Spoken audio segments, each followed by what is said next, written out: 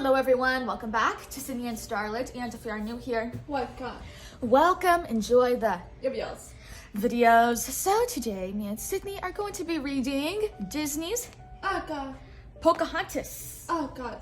So let's begin.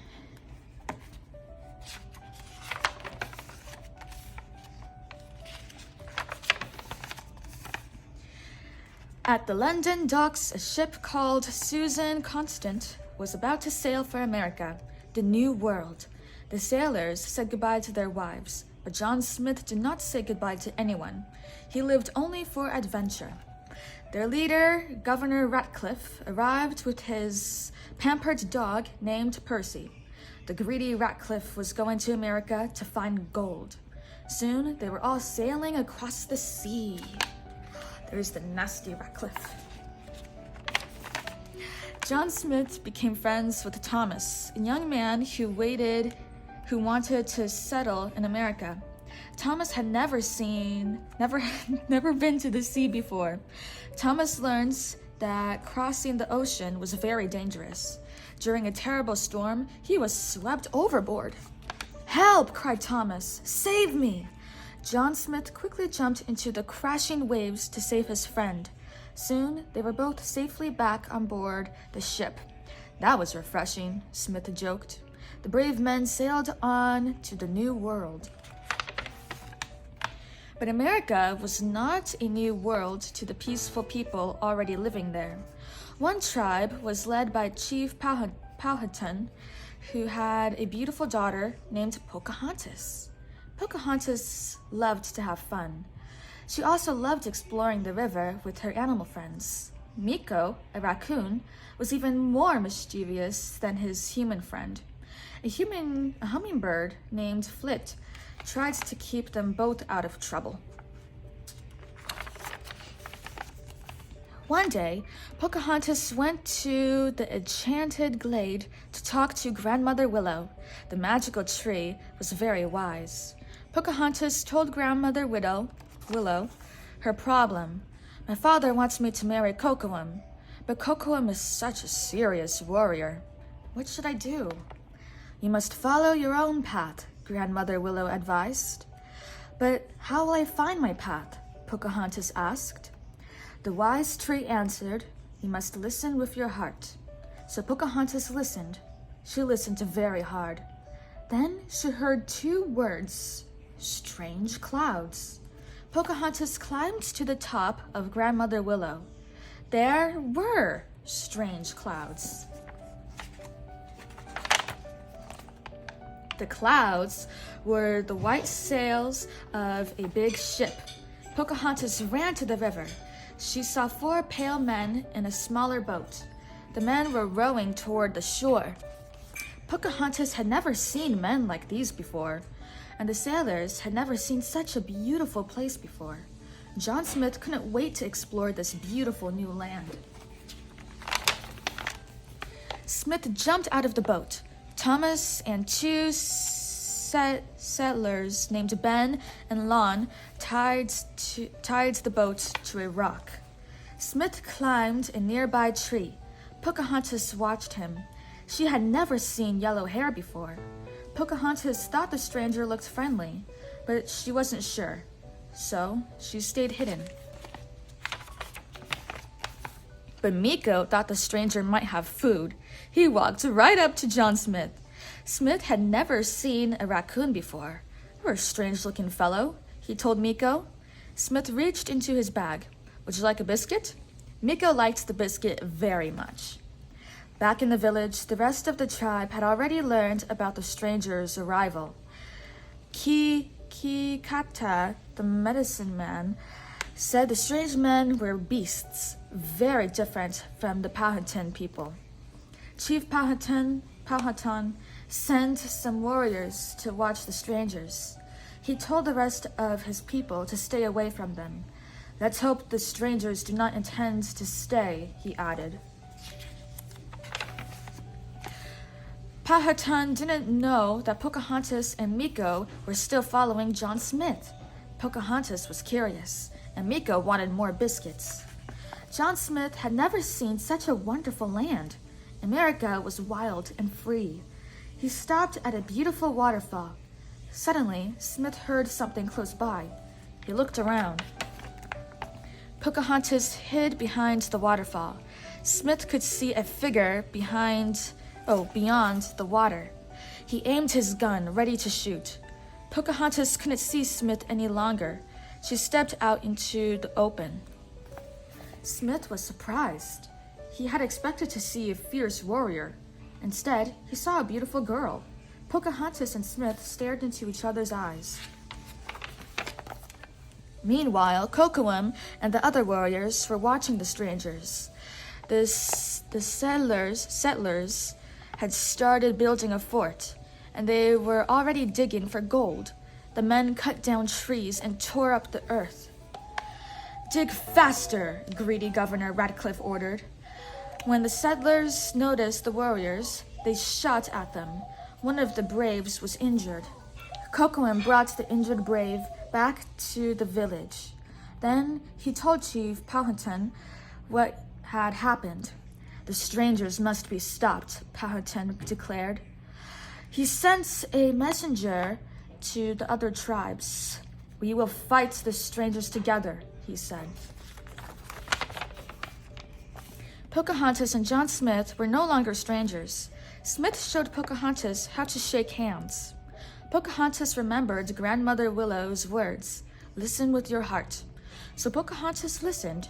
Their hands touched. Suddenly, Pocahontas could understand John Smith's words, and he could understand hers. Smith told Pocahontas about London. It has streets filled with carriages and buildings as tall as trees. Pocahontas said, "I would like to see those things." Smith smiled. "You will. We're going to build them here." He thought Pocahontas would be pleased, but Pocahontas was angry. Pocahontas liked the way she lived. "The earth is not a dead thing you can own. We are all part of nature," she told him. As Pocahontas spoke, Smith began to see the world through her eyes, and it was the most beautiful world he had ever seen. Smith returned to the fort, but he wanted to see Pocahontas again. So the next day, he found Pocahontas in a cornfield outside her village. Pocahontas brought him to the enchanted glade. "What a beautiful place," John sighed. "To think we came all this way just for gold." Pocahontas asked, "What is gold?" Smith showed her some gold coins. Pocahontas shook her head. "There is nothing like that here." She showed Smith an ear of corn. "This is the only gold here, but it tastes good," she said. Smith had to agree. Then Smith heard a voice say, "Hello, John Smith." "Come closer." He looked up. The tree was talking to him. Pocahontas introduced him to Grandmother Willow. "He has a good soul, and he's handsome too," the wise tree told Pocahontas. Smith grinned. "I like her," he said to Pocahontas. Suddenly, Smith heard Ben and Lon calling him. He was afraid his friends might hurt Pocahontas. "We can't let them see us," he whispered to Pocahontas. They hid behind the big tree. As the men approached, Grandmother Willow used her roots to trip Ben and Lon. "That tree moved!" Ben shouted. They were so scared they ran away. Pocahontas and Smith agreed to meet that night. Then they both hurried home. When Pocahontas reached her village, she saw warriors from many other tribes. They were all ready for war. Pocahontas said, "Father, we do not have to fight. There must be a better path." But Chief Powhatan saw no other way to save the land. Smith tried to stop the war too. Governor Radcliffe would not listen. "The Indians have our gold, and I'm going to get it." "But there is no gold," Smith cried.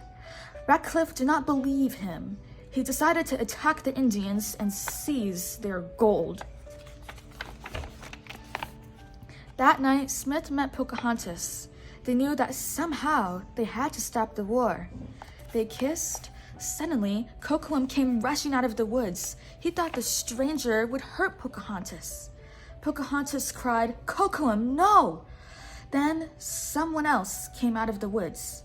Thomas had followed Smith. He was afraid Kocoum would hurt Smith. Thomas raised his gun and fired. "Thomas, don't!" Smith shouted, but it was too late. Kocoum was dead. Other warriors heard the shot. "Run, Thomas, run!" Smith shouted. Thomas escaped, but the angry warriors captured Smith. They dragged him to the village. Kocoum's body was brought back to the village. Everyone in the tribe was very angry. Chief Powhatan said, "At sunrise, this stranger will die." Pocahontas went to John Smith. "I am so sorry. This never would have happened if we had not met," she said. "I would have rather die tomorrow than live 100 years without knowing you," Smith said softly. Pocahontas knew she had to save him. But how? At dawn, the warriors took Smith to a tall cliff. Ratcliffe and the settlers were there too. Both sides were ready for war. Chief Powhatan raised his war club. Then Pocahontas ran up. She threw herself between her and her father and John Smith. "If you kill him, you will have to kill me too." "I love him, father," Pocahontas cried. Chief Powhatan was surprised. "Look around you," Pocahontas said. "This is where the path of hatred leads." Chief Powhatan put down his club. "My daughter speaks with wisdom. She comes here with courage and understanding," he said. Powhatan told his braves to let Smith go. The braves and settlers lowered their weapons, but Ratcliffe wanted his gold and his war. "Now is our chance! Shoot!" he ordered. But the settlers wouldn't shoot, so Ratcliffe grabbed a gun and fired at Chief Powhatan. John Smith saw what was happening. He jumped between the bullet and the chief. The bullet hit Smith in the stomach. Pocahontas cradled the wounded man in her arms. "You shot him!" Thomas shouted at Ratcliffe. "It's his own fault," Ratcliffe sputtered. But the settlers knew Ratcliffe was wrong. The settlers tied up Ratcliffe and sent him back to England. Smith was carried back to the ship. He felt no pain. All he felt was love for Pocahontas and her wild, free land. Smith looked into Pocahontas's eyes. "Come with me," he asked. Pocahontas wanted to go with Smith, but she had to stay. She had found her path. Pocahontas would keep peace between the settlers and her tribe. Smith wanted to stay, but he had to go back. The doctors in England could heal his wound. Pocahontas wished she and Smith could stay together, but she knew it did not matter where they lived. They would always be together in their hearts. In their hearts. The end. So that is it for today, everyone. We really hope you all enjoyed it, and we will see you all next time. Bye-bye. Pick out your favorite page in the book on Pocahontas.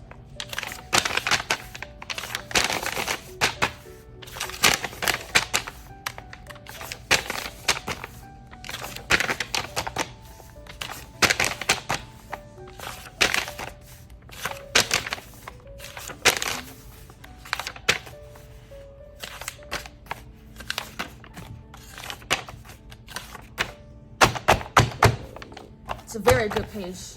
Who's your favorite character? Okay. Pocahontas? Yeah, she's pretty good. Bye-bye. Okay. Pocahontas.